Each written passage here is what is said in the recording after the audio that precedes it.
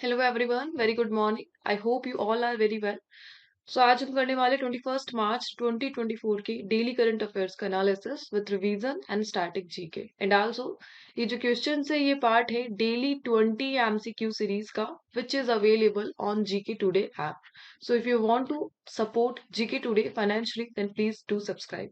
सो start करते हैं हमारा session and the very first question is recently, which para archer was announced as the national disability icon of the Election Commission of India?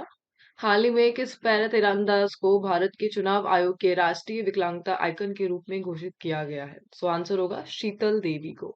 So recently election commission of India ने शीतल देवी जो कि para Archer है और Arjun awardee है उन्हें national person with disability icon PWD person with disability icon घोषित किया है, अनाउंस किया है। शीतल देवी की बात करते हैं। देखिए 2020 में इन्होंने भारत को 2 गोल्ड और एक सिल्वर मेडल दिलाया था। जो इवेंट था वो एशिया पैरा गेम्स 2020 रहा। ये जो अनाउंसमेंट है ये ECI ने एक क्रिकेट मैच के दौरान की, जो कि हो रहा था करनाली सिंह स्टेडियम में। Karnail Singh stadium New Delhi. So Karnail Singh stadium New Delhi में ECI और BCCI द्वारा अरेंज एक मैच के दौरान इस अनाउंसमेंट को किया गया। वो जो मैच था जिन टीम्स के बिटवीन चल रहा था वो टीम है IDCA Indian deaf cricket association and DDCA Delhi and district cricket association. Match का रिजल्ट रहा कि जो DDCA टीम है Delhi and district cricket association वो 60 रन से जीत गई। फाइन। सो इसी मैच के दौरान ECI ने ये अनाउंसमेंट की। प्लीज आल्सो नोट ECI की बात हो रही है, election commission of India. So presently जो चीफ इलेक्शन कमिश्नर है वो मिस्टर राजीव कुमार है, राजीव कुमार। एंड आल्सो जो इलेक्शन कमिश्नर है वो श्री ज्ञानेश कुमार और श्री सुखबीर सिंह है। फाइन। एक पॉइंट और, दिस इज अबाउट 2022। सो 2022 में डीफ इंटरनेशनल क्रिकेट काउंसिल ने अरेंज करवाया था T20 चैंपियनशिप ट्रॉफी, और इस T20 चैंपियनशिप ट्रॉफी को जीता था भारत की इंडियन डीफ क्रिकेट टीम ने। और उसी दौरान ECI ने प्रॉमिस किया था उनके लिए एक मैच स्पॉन्सर कराना, और रिसेंटली उसी मैच को स्पॉन्सर कराया है ECI ने। ये जो T20 ट्रॉफी हुई थी जिसे इंडियन डीफ क्रिकेट एसोसिएशन ने जीता था, टीम ने जीता था, ये UAE में हुई थी। स्टेडियम का नाम मालिक स्टेडियम था, मालिक stadium Ajman. So for this 2022 winning, ECI sponsored this match recently. Fine. So sports की बात हो रही है। रिसेंटली जो न्यूज में रहे हम उसका एक बार रिवाइज कर लेते हैं। फैज फजल who recently seen in the news is associated with which sport? So answer है cricket. Next, where was the Center for Excellence in Nutritional Supplements Testing for Sports Person inaugurated? So खिलाड़ियों के लिए पोषण अनुपूरक परीक्षण में उत्कृष्टता केंद्र का उद्घाटन कहाँ किया गया है? सो ये किया गया है गांधीनगर में। आंसर होगा Gandhinagar. Fine. Next is Road to Paris 2024 Championing Clean Sports and Uniting for Anti-Doping Conference is recently hosted by which organization? So Road to Paris 24 Championing Clean Sports and Uniting for Anti-Doping सम्मेलन हाल ही में किस संगठन द्वारा आयोजित किया गया? सो इसको किया नाडा ने किया, नेशनल एंटी डोपिंग एजेंसी ने। Fine. Next is Kaligna Sports Kit scheme recently seen in the news is launched by which state? So हाल ही में समाचारों में देखी गई Kaligna Sports Kit, ये जो योजना है किस राज्य द्वारा शुरू की गई? सो राज्य का नाम है तमिलनाडु। फाइन। आगे बढ़ते हैं नेक्स्ट क्वेश्चन पे। So the next one is recently which state or UT government recently approved the 10% reservation for Paharis and 3 other tribes.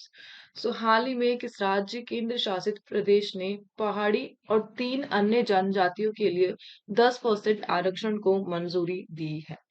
So recently Jammu Kashmir के रूल्स एंड रेगुलेशन में अपडेट देखने को मिला है, और ये जो अपडेट है इसको अप्रूव किया गया है वहां के लेफ्टिनेंट गवर्नर मनोज सिन्हा के द्वारा। सो जो रूल्स एंड रेगुलेशन में अपडेट हुआ है उसका फर्स्ट पॉइंट है कि रिसेंटली जो गवर्नमेंट है उन्होंने डिसाइड किया है वहां की नई जनजातियों को एडिशनल 10% रिजर्वेशन देने का। और जो नई जनजातियां हैं यानी न्यूली रिकॉग्नाइज्ड ट्राइब्स, जो न्यू ट्राइब है उनका नाम है पहाड़ी, पहाड़ी एथनिक ग्रुप, कोलेस, पदारी ट्राइब एंड गोडा Brahmins.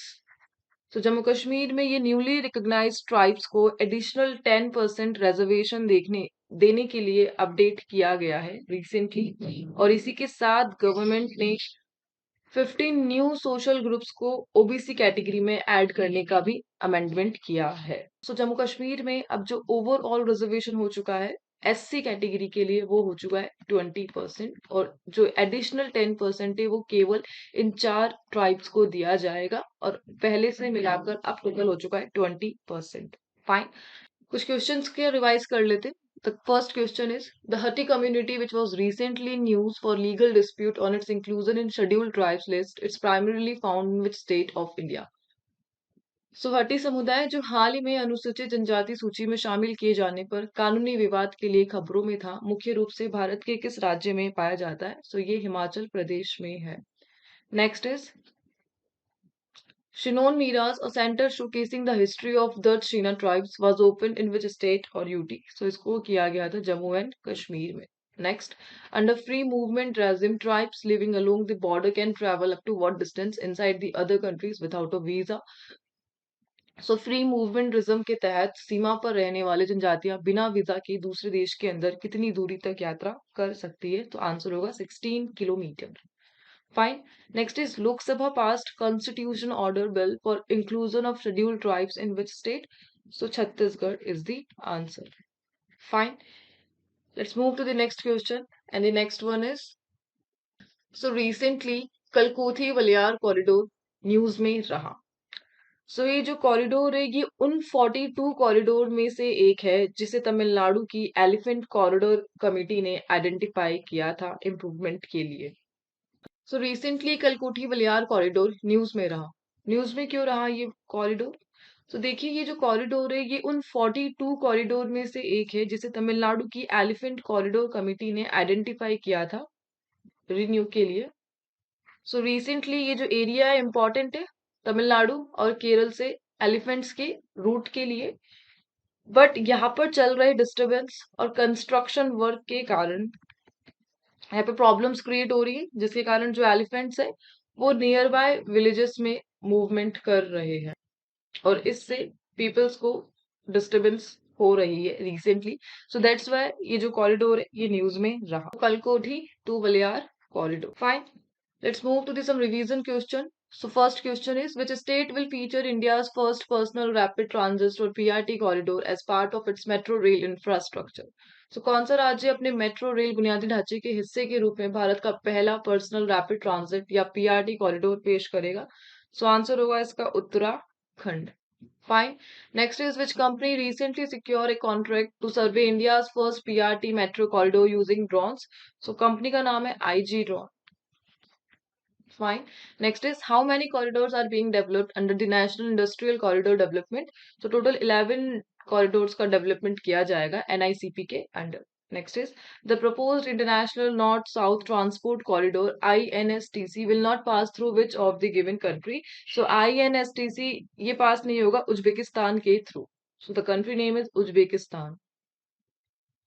Fine. Let's move to the next question. And the next one is, recently, where was the Global Spirituality Conference 2024 organized? So हाल ही में वैश्विक आध्यात्मिकता सम्मेलन 2024 कहाँ आयोजित किया गया? सो आंसर होगा Hyderabad. So recently global spirituality conference को आयोजित किया गया, जो कि एक बहुत बिग इवेंट है और हैदराबाद में किया गया। ये जो कॉन्फ्रेंस है इसे हैदराबाद में कान्हा शांति वनम में आयोजित किया गया। The location is Kanha Shanti Vanam. Organized by Ministry of Culture जिसके कैबिनेट मिनिस्टर जी किशन रेड्डी है, और हार्टफुलनेस इंस्टीट्यूट ने मिलकर इसे अरेंज किया। Heartfulness institute. फाइन, थीम क्या रही इस इवेंट की? सो थीम रही inner peace to world peace, ये इसकी थीम रही। Over 300 spiritual leaders ने along with President Draupadi Murmu and Vice President Jagdeep Dhankhar के साथ इस कॉन्फ्रेंस में हिस्सा लिया. फाइन. रिसेंट की जो कॉन्फ्रेंस रही उनका रिवाइज कर लेते. Recently which country hosted the 17th annual international biocuration conference. हाल ही में किस देश ने 17वें वार्षिक अंतर्राष्ट्रीय बायोक्यूरेशन सम्मेलन की मेजबानी की? सो आंसर होगा इंडिया ने की है. Next is recently where was the 13th ministerial conference of the World Trade Organization held? So विश्व व्यापार संगठन WTA का 13वां मंत्री स्तरीय सम्मेलन ये कहाँ आयोजित किया गया? So आबू धाबी में. Next is which country recently hosted the Ukraine reconstruction conference? So हाल ही में किस देश ने यूक्रेन पुनर्निर्माण सम्मेलन की मेजबानी की? So ये किया है जापान ने. Next is where was the 60th Munich security conference held? So ये हुई है जर्मनी में. 60th Munich security conference. Fine.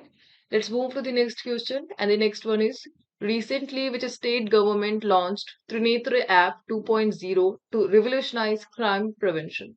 So हाल ही में किस राज्य सरकार ने अपराध की रोकथाम में क्रांति लाने के लिए त्रिनेत्र ऐप 2.0 लॉन्च किया? So actually Trinetra app 2.0 digital platform Trinetra app का ही रिन्यू वर्जन है और इसको यूज किया जा रहा है by the Uttar Pradesh police to help prevent and solve crimes को सॉल्व करने के लिए और उन्हें रोकने के लिए त्रिनेट 2.0 को डिजाइन किया गया है उत्तर प्रदेश की गवर्नमेंट ने, पुलिस डिपार्टमेंट ने. और जो डेटा सामने आया है वो डेटा है कि जो यूपी की जो पुलिस है उन्होंने लगभग 9.32 लाख क्रिमिनल रिकॉर्ड को इस ऐप में कलेक्ट कर लिया है जो इनको हेल्प करेगा इन्वेस्टिगेशंस में डेटा को इजीली एक्सेस करने के लिए. ये जो ऐप है इसे लॉन्च किया गया by the DGP of UP, DGP director general of police UP के प्रशांत कुमार द्वारा और ADG additional director general mister Amitabh Yash के द्वारा. सो प्रशांत कुमार एंड अमिताभ यश ने मिलकर त्रिनेत्र 2.0 को उत्तर प्रदेश में लॉन्च किया जो कि यूपी का सुरक्षा ऐप है. Fine. Let's move to the next question, and next one is ethanol 100 fuel recently launched by petroleum ministry is currently accessible in how many states? So हाल ही में पेट्रोलियम मंत्रालय द्वारा लॉन्च किया गया एथेनॉल 100 ईंधन वर्तमान में कितने राज्यों में उपलब्ध है? सो आंसर होगा टोटल 5 राज्यों में उपलब्ध है. सो पेट्रोलियम मिनिस्टर श्री हरदीप सिंह पुरी के द्वारा रिसेंटली एथेनॉल 100 फ्यूल को लॉन्च किया गया जो 5 स्टेट्स है उनमें फर्स्ट है महाराष्ट्र, सेकंड है कर्नाटका, थर्ड है UP, then New Delhi and then Tamil Nadu. So in 5 states में एथेनॉल 100 फ्यूल को लॉन्च किया गया. एथेनॉल 100 एक टाइप का स्पेशल फ्यूल है जो कि एथेनॉल जो कि एक टाइप का अल्कोहल है से मिलकर बना है जो कि कार्स और व्हीकल्स में यूज किया जाएगा. इस एथेनॉल 100 को श्री हरदीप सिंह पुरी ने इंडियन ऑयल गैस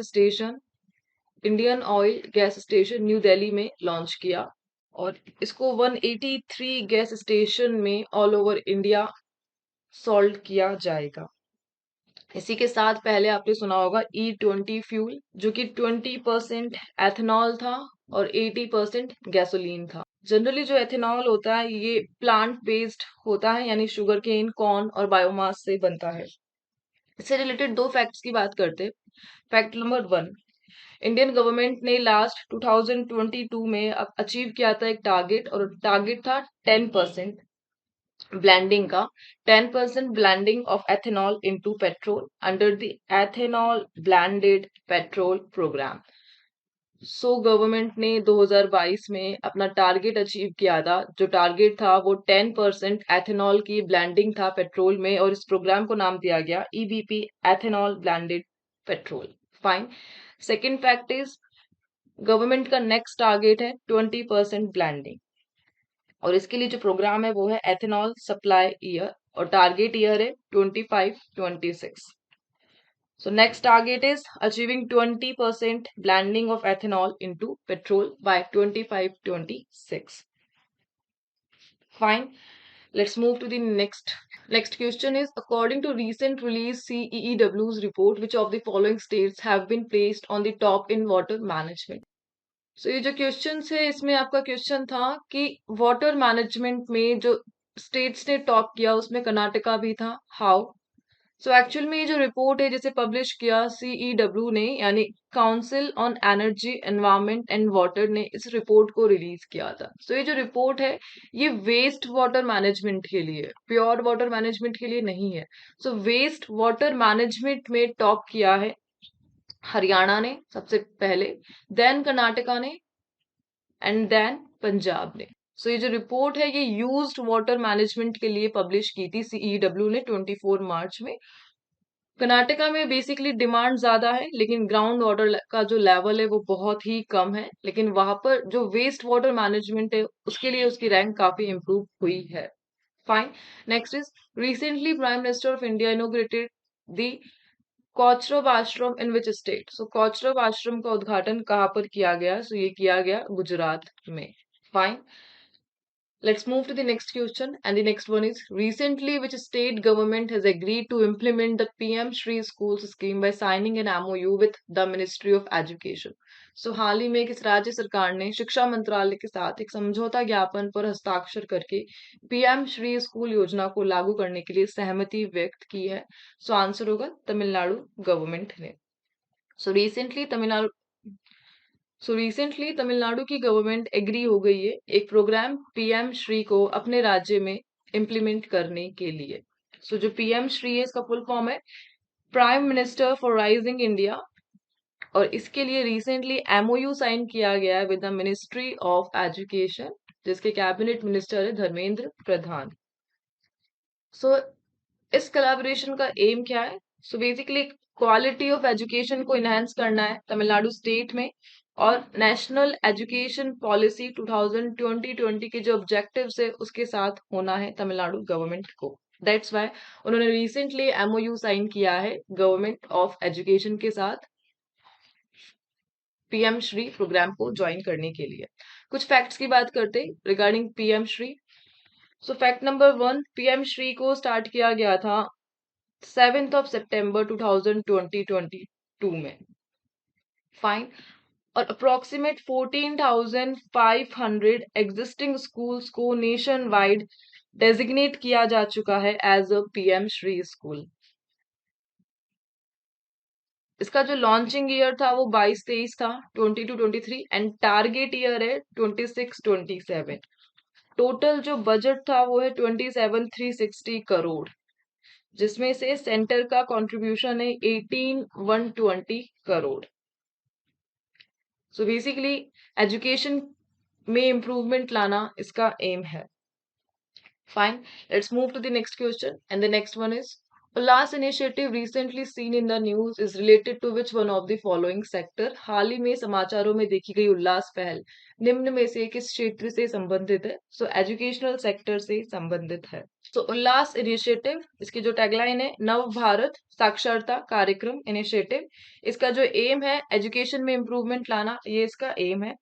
इस इनिशिएटिव को 2023 में अखिल भारतीय शिक्षा समागम द्वारा स्टार्ट किया गया था। अखिल भारतीय शिक्षा समागम 2023 में उल्लास को स्टार्ट किया गया था, जो कि एक ट्रांसफॉर्मेटिव प्रोग्राम है बेसिक लिटरेसी और एसेंशियल लाइफ स्किल्स को डेवलप करने के लिए भारत में। So what Ullas actually does? So इस प्रोग्राम के जो ऑब्जेक्टिव्स हैं, so first of all this program is specially for people who was 15 year old. So 15 year old और अबव लोगों के लिए इस प्रोग्राम को अरेंज किया गया है जिनको स्कूल जाने का एक्सेस नहीं मिला।